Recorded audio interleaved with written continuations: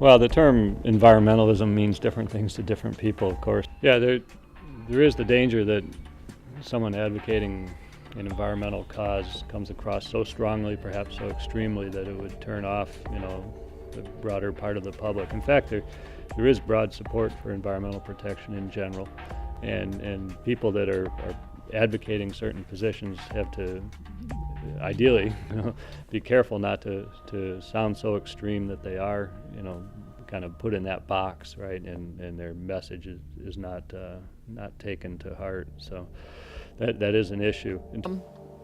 I would still consider myself an activist in some regards. I would like to think of myself as an engaged scholar. I've had moments in my life when I was younger that I don't necessarily would say I'm an extremist, but I would say I was probably pretty closed off to other ways of thinking about environmental issues.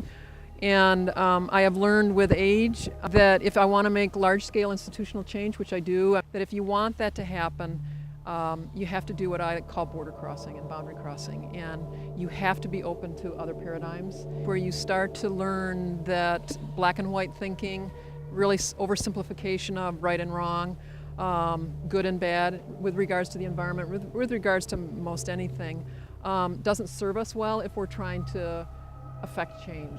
That extreme advocacy typically shuts people down rather than opens people up. In terms of how to make it better, I'm not sure. There's always a spectrum of environmental advocacy groups out there that go across the whole range. I always thought some of the more extreme groups, they bring a lot of attention to a problem, right? But in fact, the eventual solutions are always political compromises that end up being less extreme than what they might have liked, right?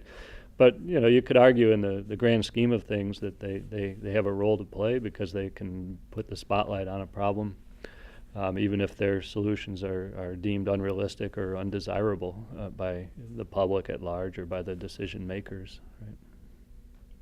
right? Yeah, if you want to see change, I firmly believe you have to be open and receptive to other ways of thinking, other worldviews.